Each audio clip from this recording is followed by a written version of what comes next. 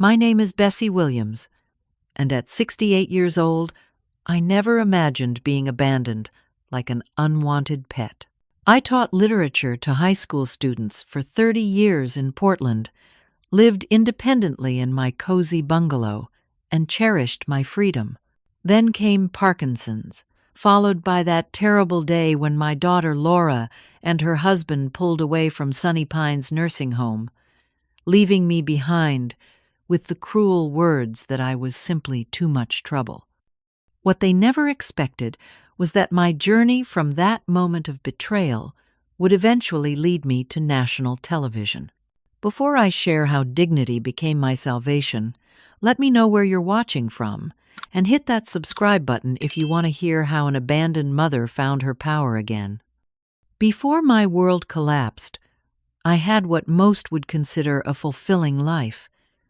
My career as a high school literature teacher spanned 3 decades, and I took pride in opening young minds to the power of storytelling.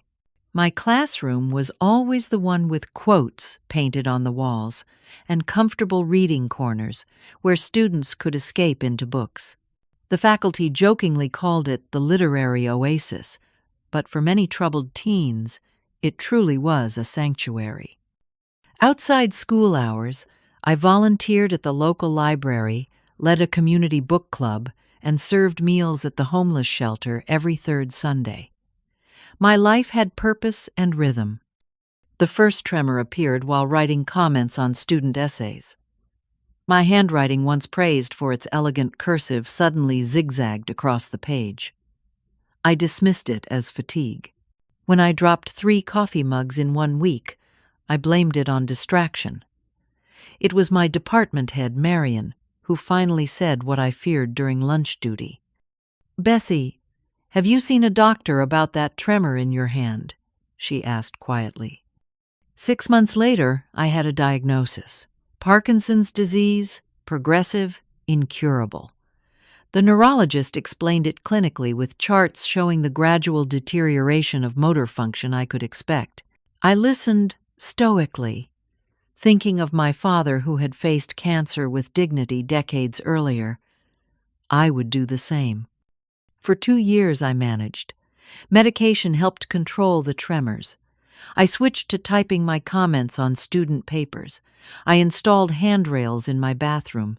I continued teaching, though I noticed the pitying glances from colleagues when I struggled to write on the whiteboard. When I finally retired, the school threw a beautiful party. My daughter Laura brought her family. My son-in-law Richard seemed genuinely impressed by how many students returned to wish me well. My teenage grandchildren Tyler and Amy hugged me tightly, promising frequent visits. Those promises lasted approximately 3 months. The disease progression was relentless. My morning routine stretched from 30 minutes to nearly 2 hours. Buttoning shirts became impossible. I switched to Velcro and magnetic closures. My balance deteriorated, and falls became more frequent. After a particularly bad fall that left me on my kitchen floor for 4 hours, before Laura found me during a reluctant check and visit the family meetings began. "Mom, we need to talk about your living situation," Laura said one Sunday afternoon. She and Richard sat across from me at my dining table, both wearing expressions of rehearsed concern. "This house has too many hazards for you now."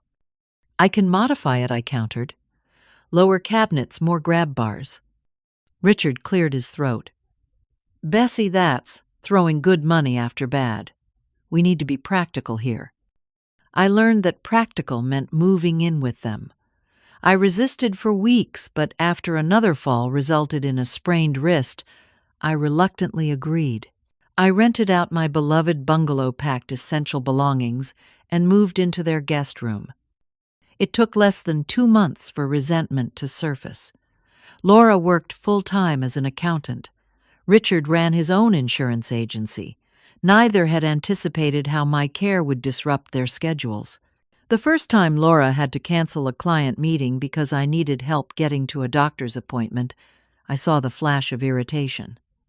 The fifth time, she didn't bother hiding it. "Mom, we can't keep doing this. Richard's business is suffering, and I'm risking my job." My grandchildren, once excited about my presence, now avoided the awkwardness of watching their grandmother struggle with basic tasks. Tyler started staying at friends' houses more often. Amy kept her bedroom door closed. The breaking point came when I accidentally dropped a glass of cranberry juice on their white living room carpet. Laura didn't speak to me for 2 days. On the third day, she and Richard announced they had found a solution. "There's a nice place called Sunny Pines," Richard explained. "It's a short-term respite care facility. Just for a few weeks, while we figure out better arrangements." I should have recognized the lie in his eyes, but hope makes fools of us all. The following Thursday morning, they packed a single suitcase for me. Laura selected clothes that were easy to put on nothing I particularly loved. No family photos were included. No books despite my lifelong love of reading. Just basics. The car ride was silent, except for the occasional forced cheerfulness from Laura about how nice the facility would be. I noticed we passed the turn that would take us to the respite care center Id researched previously. "I think you missed the turn," I said. "Oh, we found a better place," Richard replied, not meeting my eyes in the rearview mirror. Sunny Pines Nursing Home was neither sunny nor filled with pines. A 3-story brick building with small windows and an institutional entrance. As Richard parked, I felt the first wave of real fear. "This doesn't look like respite care," I said. Laura turned in her seat. "Mom, we're at our breaking point. You need more care than we can provide." "But you said temporary," Richard interrupted. "Bessie, you're just too much trouble for us now. The truth is, our lives were better before you moved in." Laura's face hardened in a way I'd never seen. "We're done, Mom. I can't sacrifice my marriage and my kids' happiness anymore." They walked me to the reception desk, where a bored administrator had me sign papers I barely comprehended. My hands trembled worse than usual as shock set in. Laura placed my Medicare card and ID on the counter. "Don't you want to see where I'll be staying?" I asked disbelief, making my voice small. "We really need to get back," Richard said, checking his watch. "Tyler's got a game tonight." Laura gave me a quick, stiff hug, no tears in her eyes. "They'll take good care of you here." I watched through plate glass doors as they walked to their car. Neither looked back. As they drove away, I realized they hadn't even brought in my suitcase. A nurse had to go retrieve it from where it sat forgotten on the parking lot asphalt. My first night at Sunny Pines, I lay awake in a narrow bed with plastic protective covering that crinkled with every movement. Fluorescent lights from the hallway sliced through the darkness. Unfamiliar sounds surrounded me. Someone down the hall moaned repeatedly.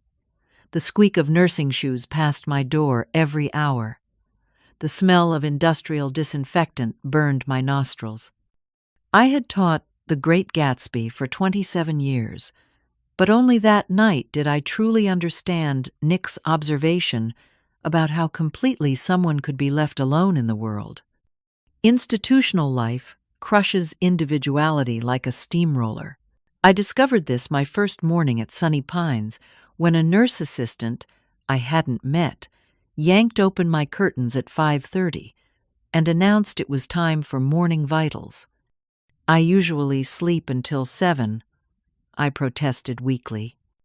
"Schedule says 5:30 for this wing," she replied, without looking at me already wrapping the blood pressure cuff around my arm. That first week was a blur of adjustments.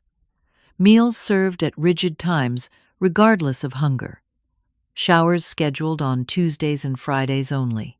Television in the common room controlled by whoever grabbed the remote first, usually a man named Gerald, who only watched sports channels.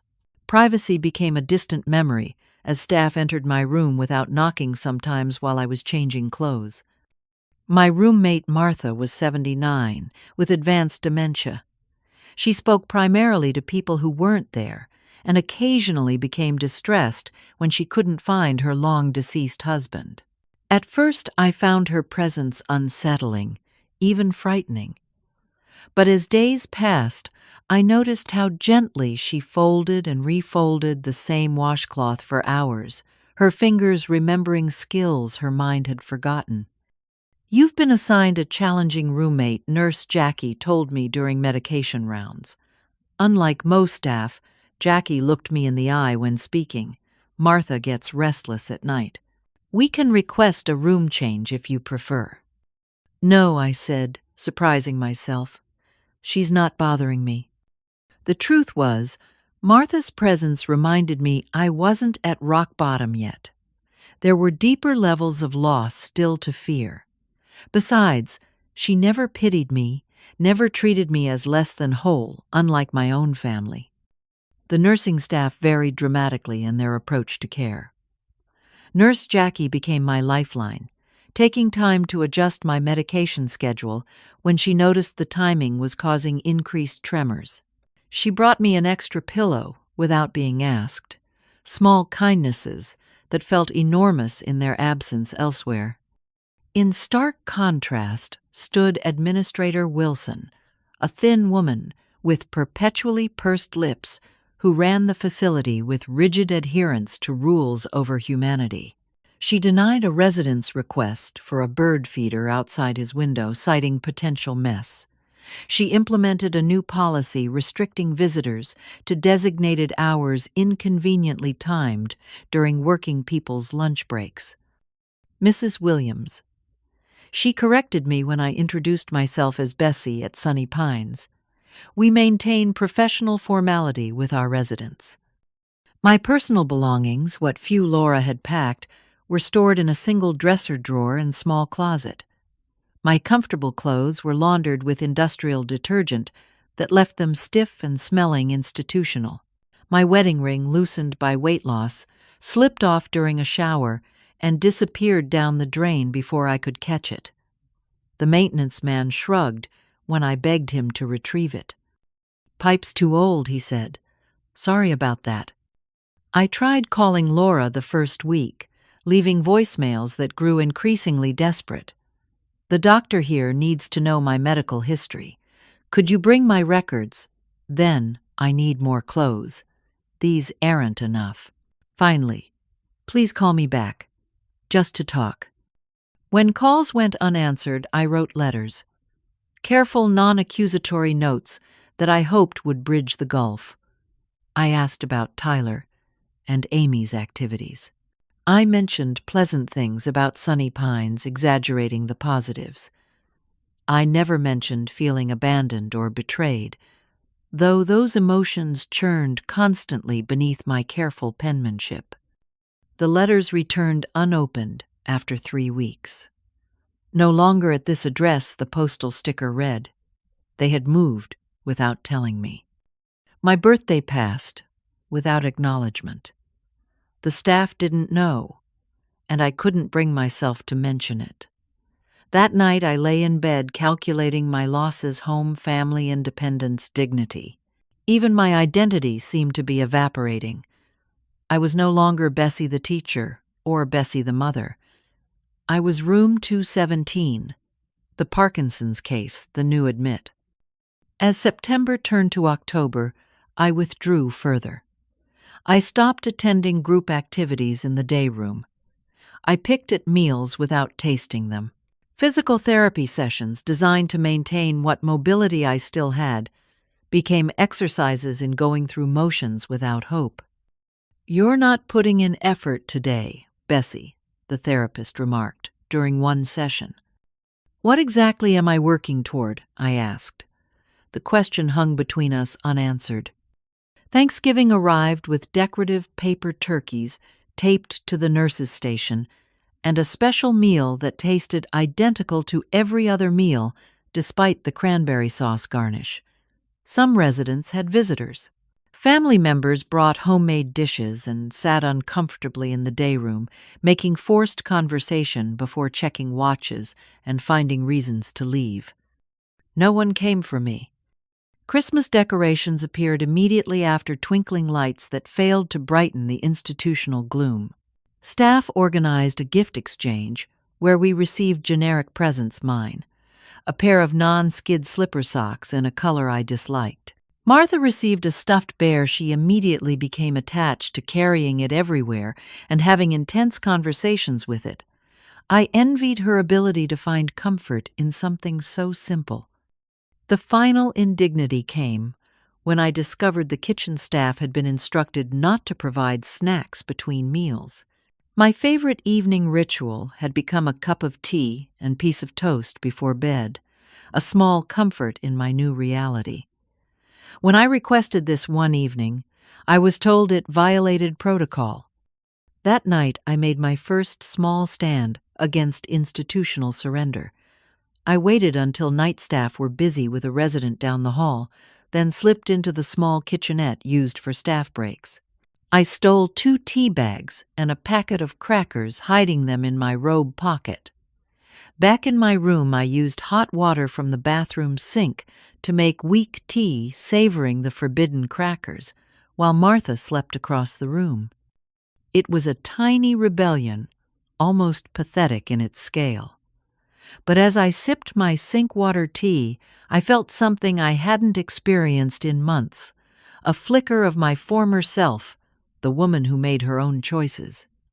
January brought Arctic temperatures and a new resident to Sunny Pines. Dorothy Friedman arrived with more boxes than the staff typically allowed, insisting in a commanding voice that her belongings were non-negotiable. From my seat in the day room, I watched with mild interest as Administrator Wilson attempted to explain storage limitations. Young Lady Dorothy interrupted, though Wilson was easily 50. I spent 40 years as an investigative journalist. I documented civil rights violations in Mississippi and war crimes in Vietnam. I interviewed 3 presidents. I have a Pulitzer certificate in one of these boxes. I will not be parting with my possessions at this stage of life. Wilson retreated, visibly flustered. By dinner, word had spread among residents about the formidable new arrival. Dorothy was assigned to a room down the hall from mine, and I found myself studying her during meals. Tall and straight-backed, despite her 81 years, she wore colorful scarves and actual jewelry, things most of us had long stopped bothering with. Her gray hair was styled in a neat bob, and she wore red lipstick daily. Our first conversation happened in the laundry room, where I was attempting to remove a stain from my sweater. "Cold water and salt," she said, appearing beside me. "Works better than whatever you're doing."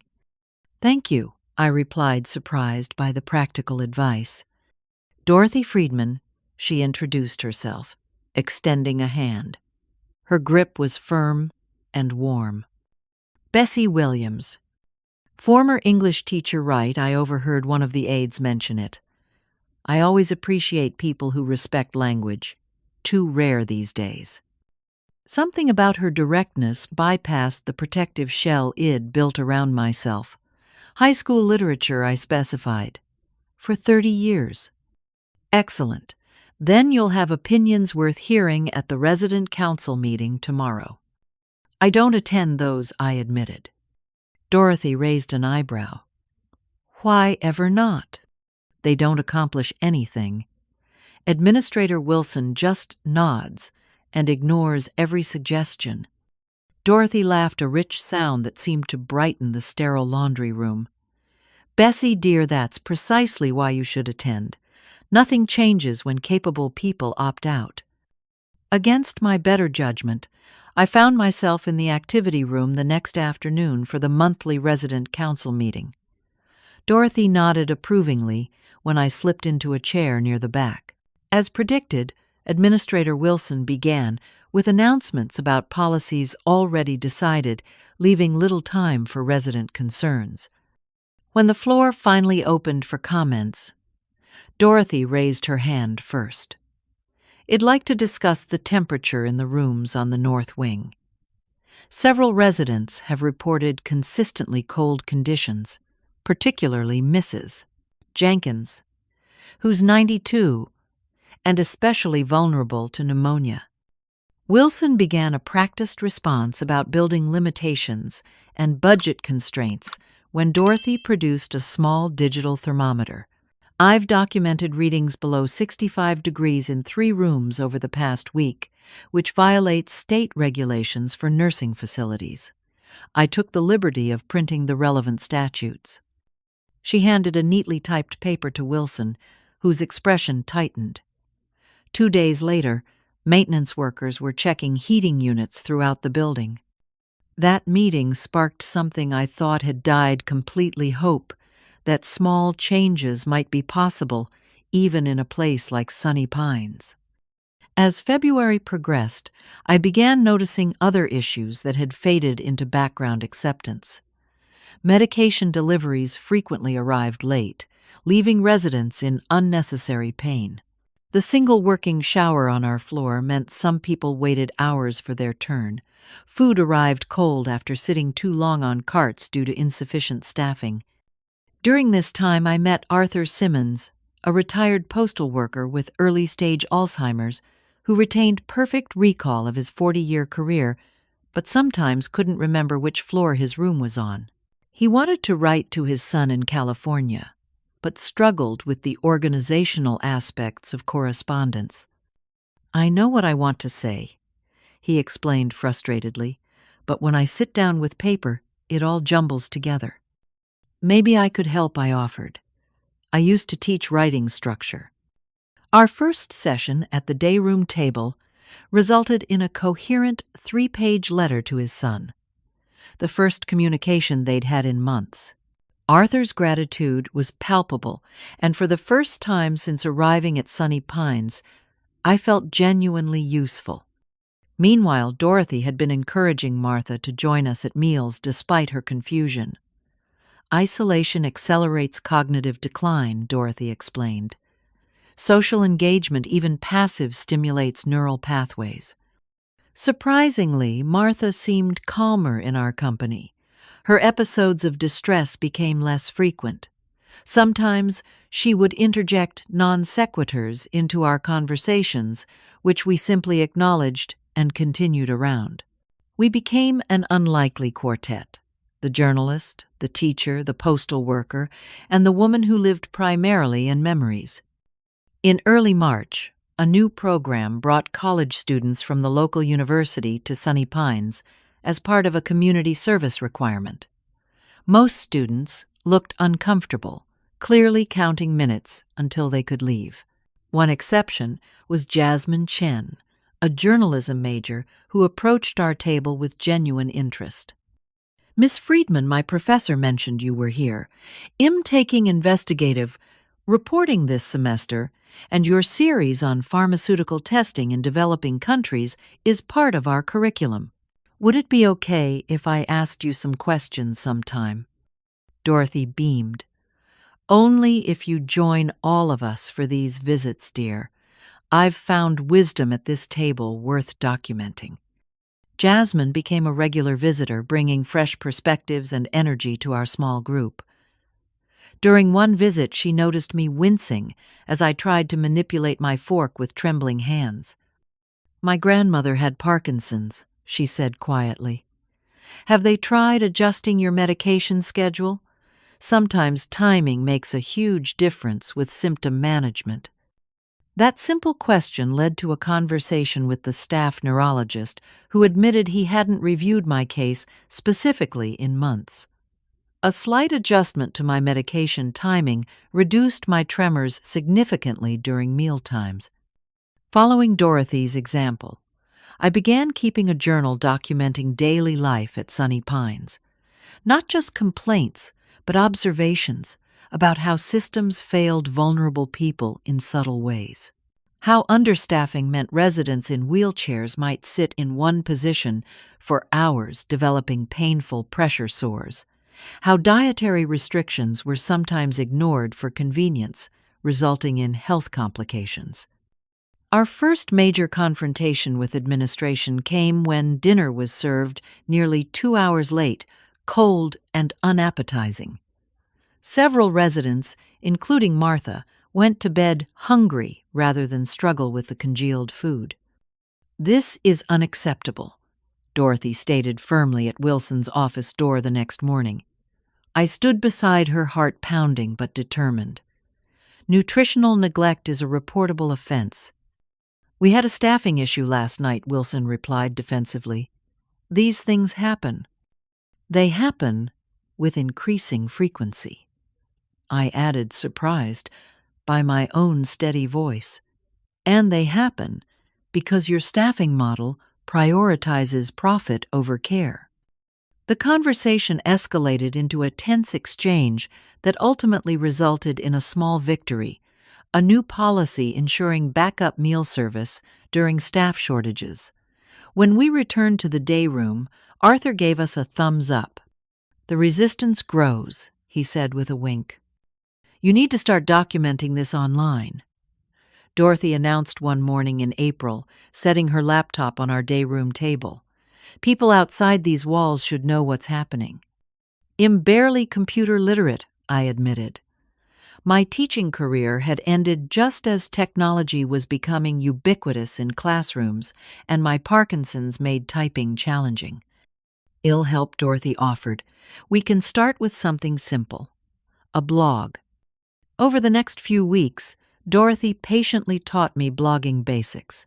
My fingers often betrayed me, hitting wrong keys or double tapping, but Dorothy never rushed me.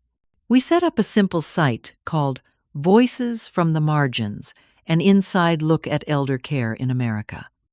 My first post was tentative, a general reflection on the adjustment to nursing home life. The second grew bolder, describing the lack of autonomy in even small decisions like when to bathe or what to wear.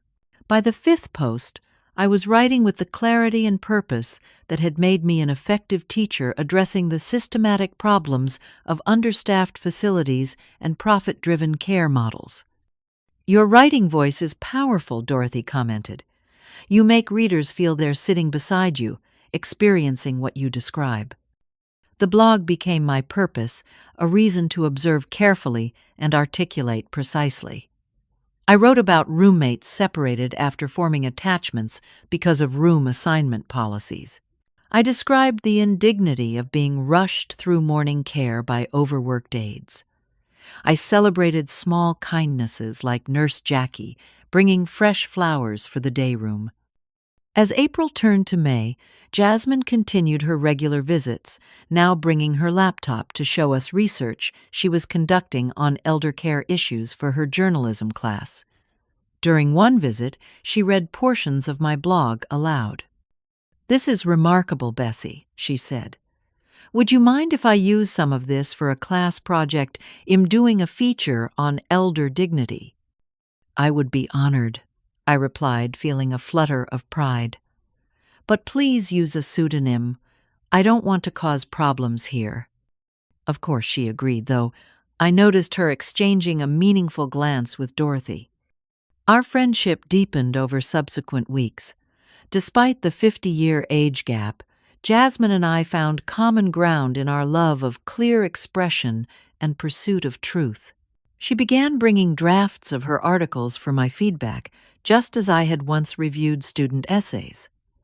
In turn, she showed me how to use voice-to-text technology that made blogging easier with my tremors. Meanwhile, my bond with Martha took an unexpected turn when she became severely dehydrated after staff failed to ensure she was drinking adequately during a heat wave. I found her disoriented and feverish one afternoon. "Something is wrong," I told the aide on duty. "Her skin is dry, and she's more confused than usual." "I'll check when I finish with Mr. Peterson," the aide replied, continuing down the hall. An hour later, Martha remained unattended. I pressed the call button repeatedly, finally using my cell phone to call the front desk directly. "My roommate needs immediate medical attention," I insisted. "Her condition is deteriorating." When the nurse finally arrived, she quickly called for emergency transport. Martha was hospitalized for 3 days for severe dehydration that had progressed to kidney dysfunction. "You saved her life," the doctor told me during a follow-up visit. Another few hours and the outcome would have been very different. Upon Martha's return, I confronted Administrator Wilson directly. This was preventable neglect caused by understaffing. Your aides are responsible for too many residents with complex needs. Mrs. Williams, we meet all state requirements for staffing ratios, Wilson responded mechanically. The minimum legal requirement isn't adequate care, I countered. And you'll notice I documented every time I requested assistance for Martha, including timestamps.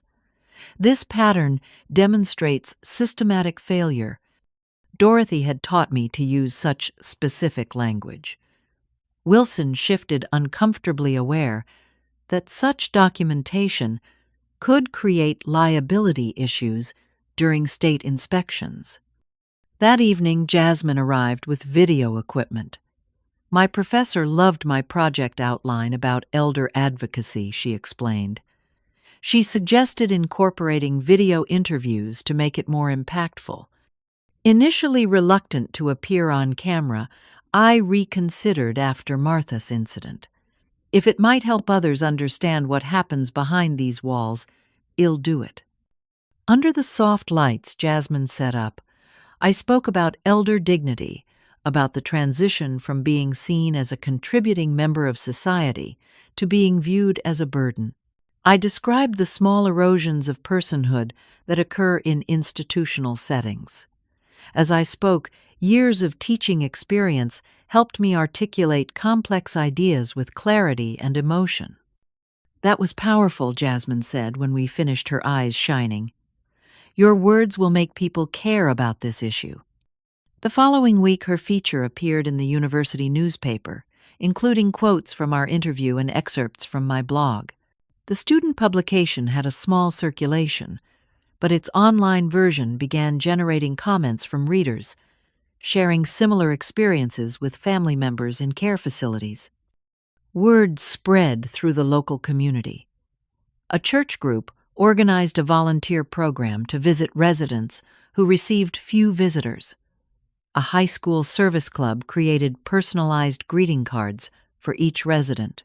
A local restaurant began donating fresh baked goods weekly, replacing the institutional desserts that no one wanted to eat.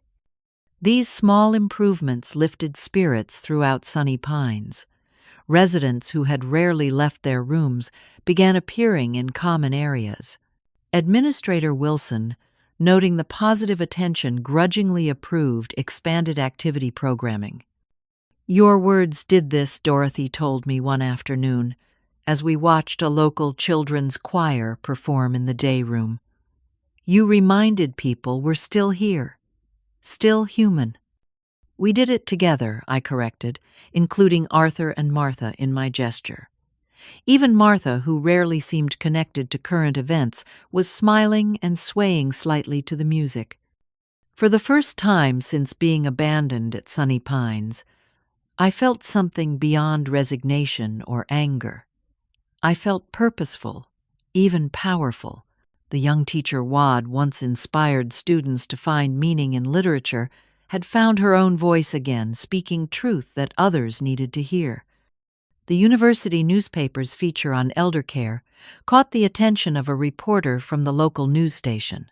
On a Tuesday morning in June, Administrator Wilson called me to her office, her expression a mixture of concern and forced pleasantness.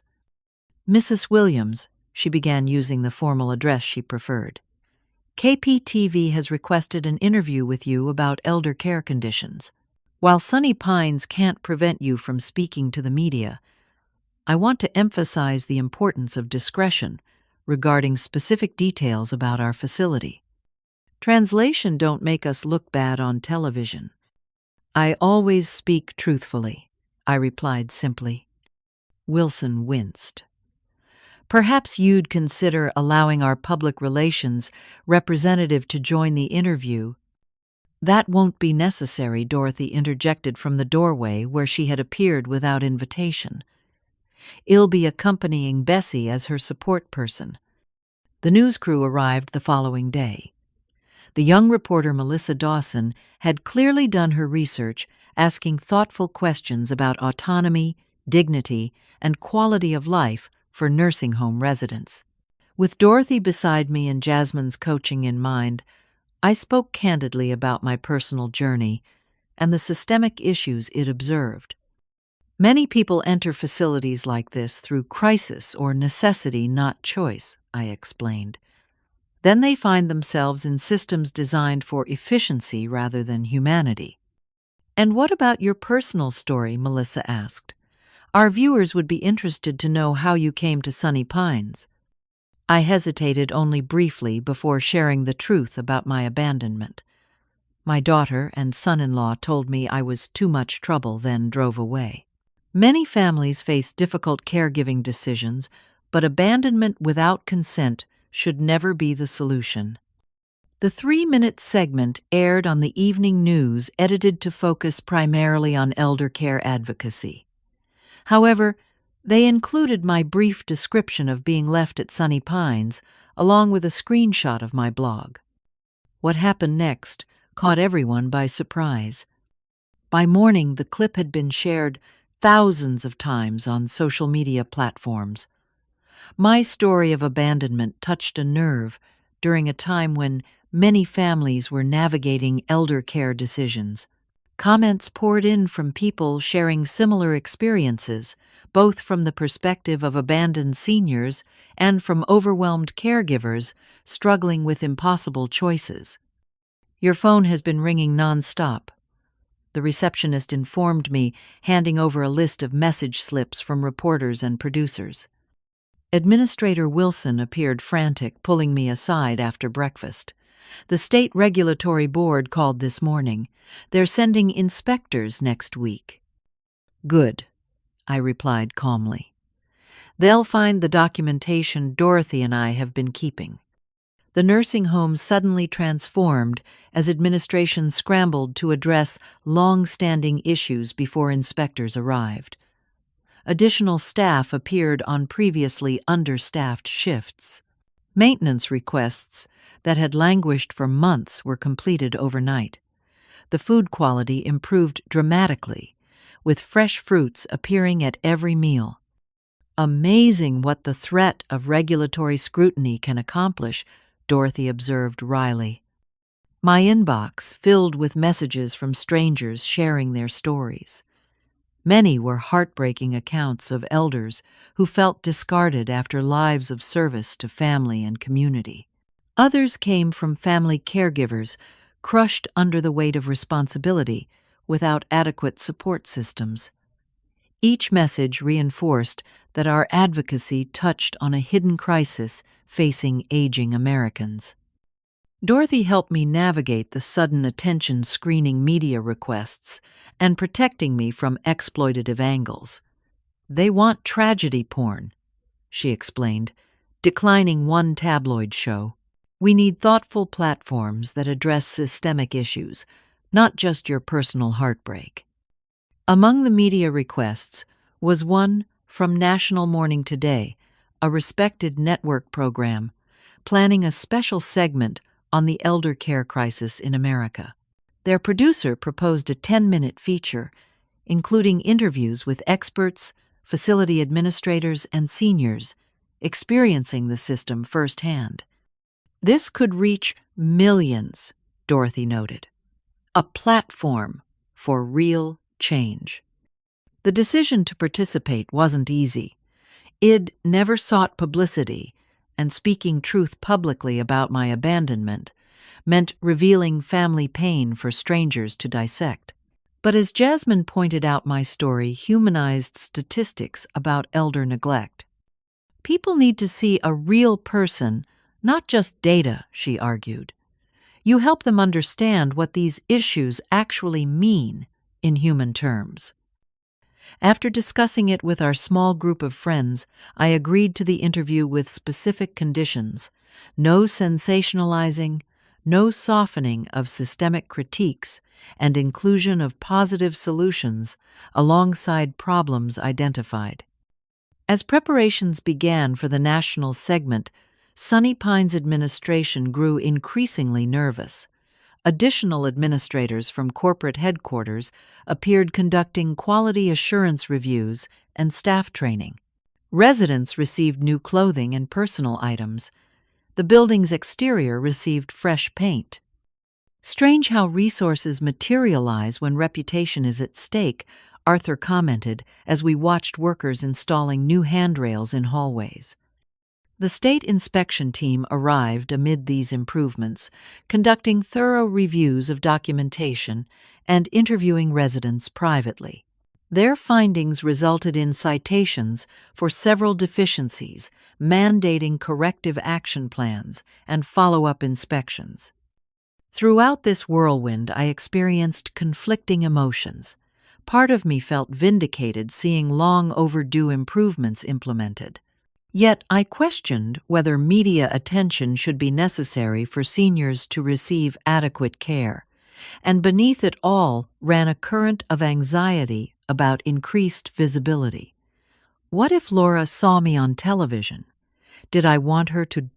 The night before the National Morning Today crew was scheduled to arrive, I discussed this with Dorothy during our evening tea ritual, now officially permitted, after our successful advocacy for between-meal access to the kitchenette. Part of me still loves her, I admitted. She's my only child despite what she did. Dorothy patted my hand. Of course you do. Love and hurt can coexist, but tomorrow's interview isn't about Laura. It's about all the seniors who can't speak for themselves as effectively as you can. Her words centered me, reminding me why Id agreed to share my story nationally. This was no longer about personal pain, but about using that experience to illuminate a larger issue affecting millions of vulnerable Americans. The following morning, a production team transformed the day room into an interview set. The show's senior correspondent, David Keating, arrived with research notes that impressed even Dorothy. He spent time talking with residents beyond those scheduled for interviews, showing genuine interest in their experiences. Bessie, he said, when we finally sat down together under the cameras, your story has resonated with so many people across the country. Can you help our viewers understand what this experience has taught you about dignity in our later years?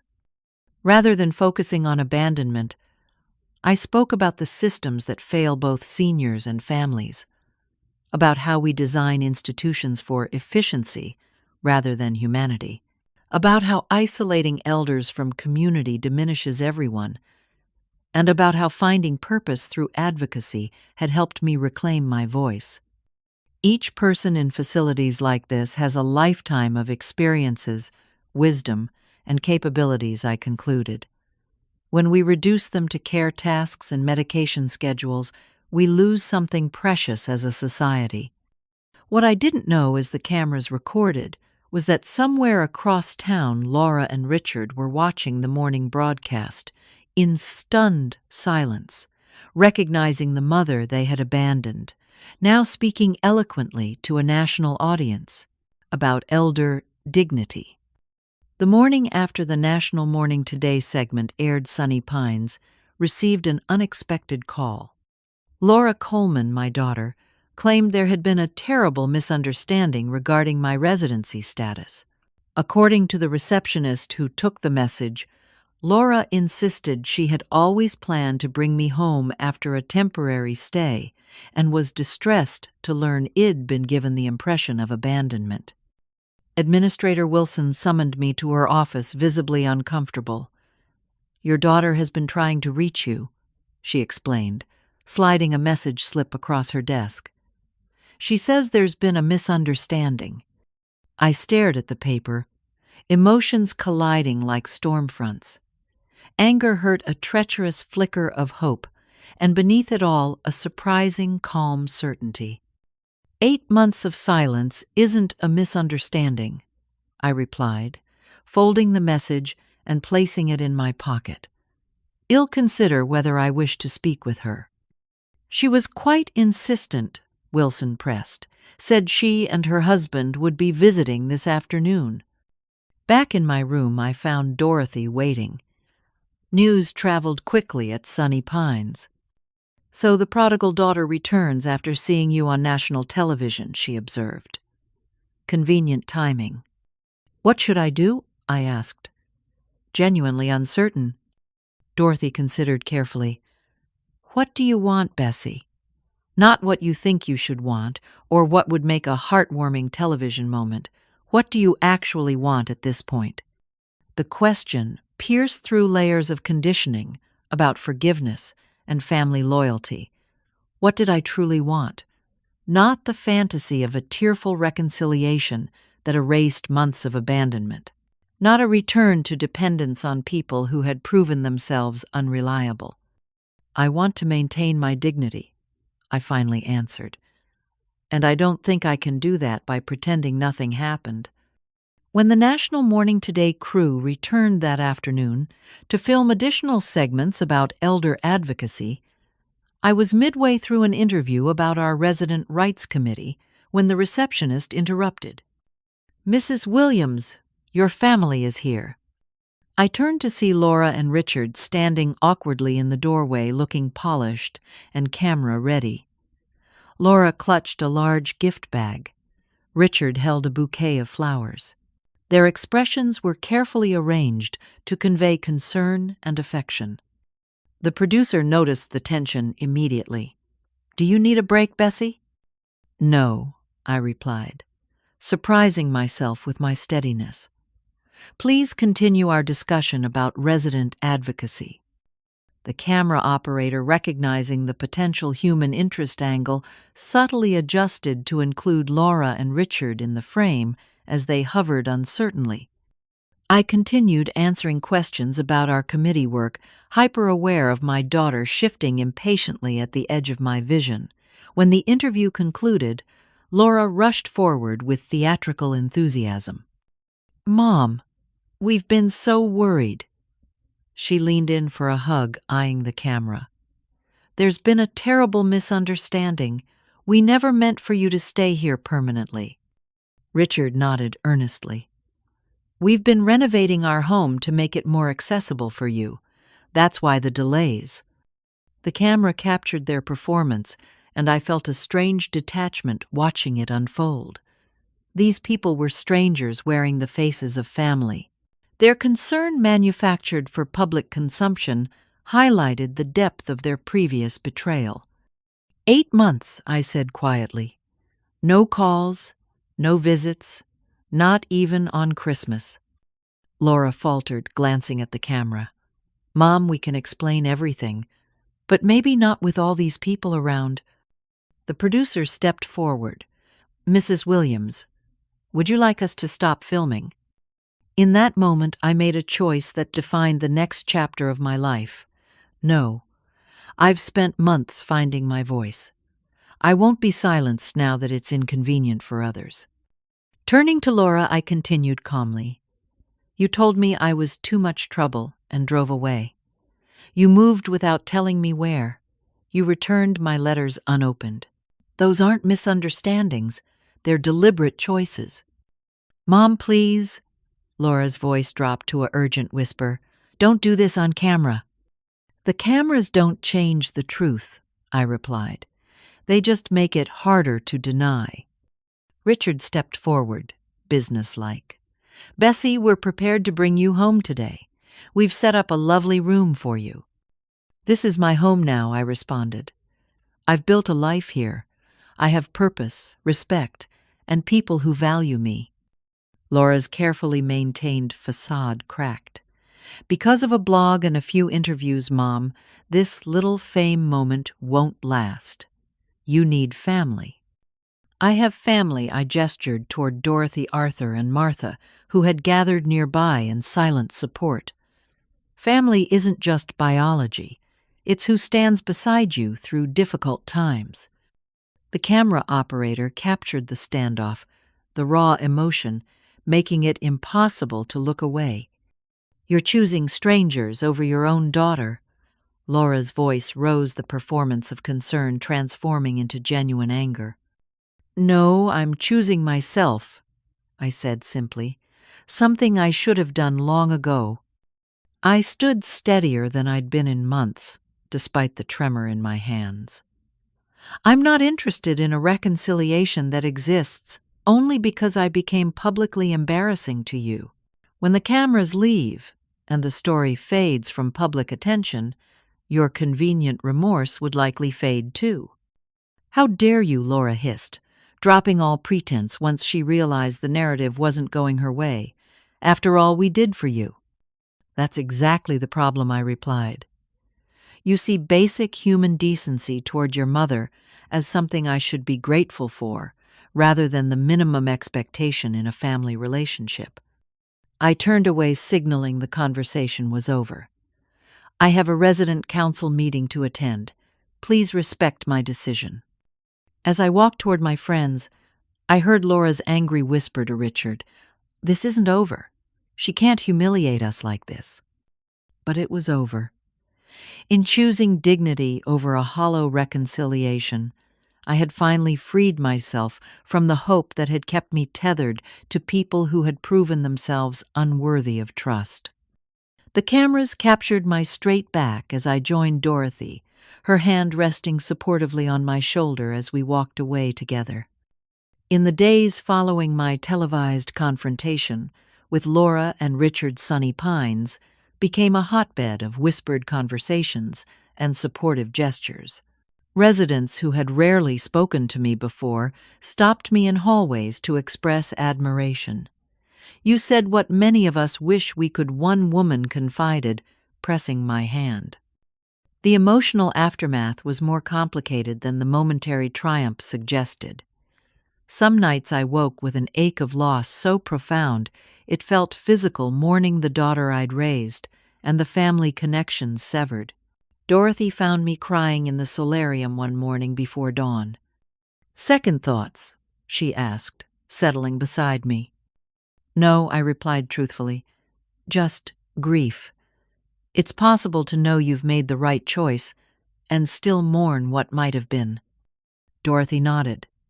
"The hardest decisions often leave the deepest scars, even when they're necessary for healing." My support system proved invaluable during this period. Arthur brought me coffee each morning, prepared exactly as I liked it. Martha, despite her confusion, seemed to sense my distress and offered wordless comfort sometimes, placing her carefully folded washcloths on my lap like offerings. Jasmine visited between classes, bringing fresh perspectives and youthful energy. The National Morning Today segment aired to significant response. Elder rights organizations reached out requesting interviews. Local senior centers invited me to speak about advocating for dignity in care settings. Administrator Wilson, recognizing the positive publicity potential, suddenly became accommodating of my advocacy work. "We're implementing a resident bill of rights based on your committee's suggestions," she announced during a resident meeting, carefully avoiding mentioning that these changes came only after national exposure and regulatory citations. 3 weeks after the confrontation, an unexpected letter arrived. The handwriting on the envelope was youthful and unfamiliar. Inside was a 3-page letter from my granddaughter Amy, now 17. "Dear Grandma," she wrote, "I've been watching your interviews and reading your blog in secret. Mom and Dad don't know I'm writing to you. What they did was wrong, and I've been ashamed of my part in it. I should have insisted on visiting you. I should have stood up for what was right, instead of accepting their excuses about why we couldn't see you." The letter continued with teenage earnestness, explaining how she'd argued with her parents after seeing me on television, how she'd been grounded for disrespect when she questioned their version of events. She closed by asking if we could establish contact independent of her parents, acknowledging I might not want anything to do with any of them. I read the letter several times, recognizing genuine remorse beneath the adolescent phrasing. After discussing it with Dorothy, I wrote back, opening a correspondence that would become a lifeline for both of us. Unlike her parents' sudden interest that coincided with public exposure, Amy's reaching out seemed motivated by genuine affection and moral clarity. Meanwhile, the spotlight created by the National Morning Today segment catalyzed unexpected opportunities. A foundation focused on elder issues approached Dorothy and me about establishing a program to support nursing home residents in advocating for their rights. They're offering seed funding for what they're calling the Bessie Standard, Dorothy explained, showing me the proposal, a set of dignity-based care principles that would exceed minimum regulatory requirements.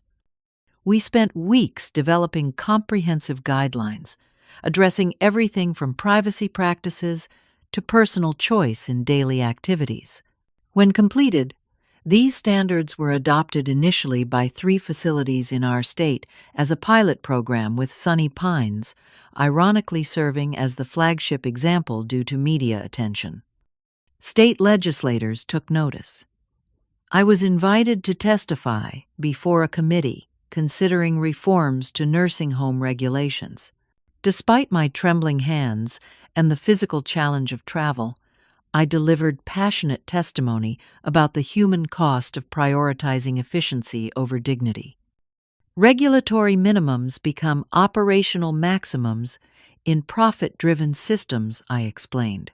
When we measure success solely through clinical outcomes and cost efficiencies, we miss the human factors that make life worth living at any age.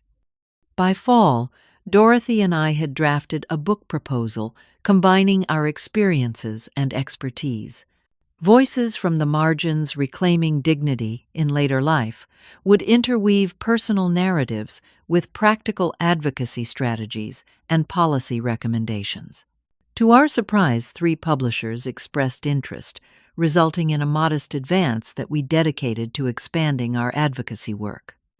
My relationship with Amy developed cautiously through letters and eventually supervised visits at Sunny Pines.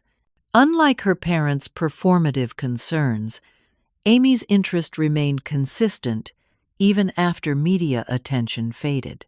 We established boundaries that respected her position as a minor, still living with her parents, while allowing us to rebuild our connection on more honest terms. "They don't talk about you at home," she confided during one visit.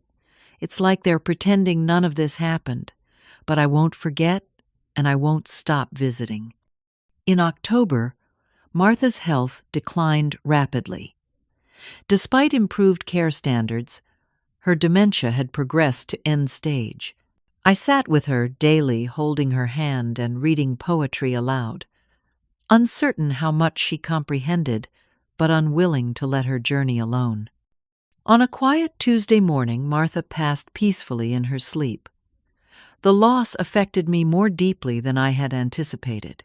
This woman, who had initially seemed like an unwelcome roommate assigned by institutional convenience, had become part of my chosen family. Her funeral was small, attended primarily by staff and residents, but the gathering held more genuine emotion than many larger services. "She taught me patience," I said during my brief eulogy, and she reminded me daily that worth isn't measured by productivity or perfect cognition. Martha's gentle presence changed me, and I'm grateful our paths crossed in this unlikely place. As winter approached, Dorothy and I embarked on a speaking tour of senior centers and nursing facilities across the state, sharing our message of empowered aging and dignity-based care. At each stop, residents approached us with their stories, gradually building a network of elder advocates connected through shared experience.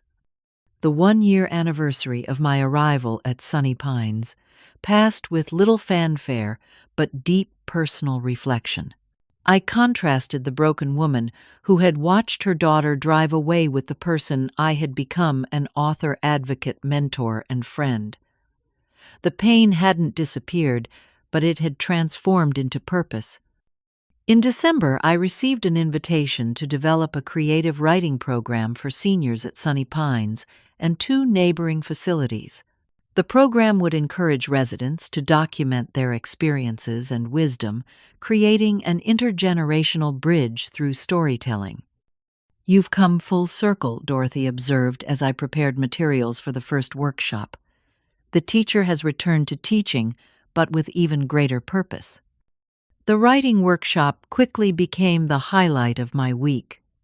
Watching participants discover their voices, often after years of silence, reminded me of my classroom days, but with deeper resonance. These weren't students fulfilling requirements. They were elders, reclaiming their narratives in a society that had rendered them invisible. 1 year and 3 months after being abandoned at Sunny Pines, I stood before a room of writing workshop participants. My tremor managed well enough to hold my notes without embarrassment. These people, many previously strangers, had become my community, my purpose, my family of choice. "Our stories matter," I told them. "They matter not just as historical records, but as present testimony to the continuing value of our lives. When we speak our truth, we change not only how others see us, but how we see ourselves." Life at Sunny Pines wasn't perfect. Institutional living retained many challenges, but through collective advocacy conditions had improved substantially. More importantly, I had discovered that meaning and purpose could be found in any circumstance when connected to something larger than individual comfort. The abandonment that once seemed to define me had become merely the opening chapter of a more complex and rewarding story. In choosing dignity over resentment, advocacy over victimhood, I had found a freedom that transcended physical limitations or family rejection. My greatest lesson was that we are never too old to reinvent ourselves, never too broken to help others heal, never too abandoned to build new connections. Dignity isn't given or taken by others. It grows from our own choices about how we face adversity. And sometimes the most painful chapters of our lives become the foundation for our most meaningful contributions. Have you ever had to choose dignity over family expectations, or found purpose through adversity? I would love to hear your stories in the comments below. And if this journey resonated with you, please subscribe and share with someone who might need to be reminded that it's never too late for transformation. Thank you for witnessing my story, and remember that whatever chapter you're currently living, you still have the power to write what comes next.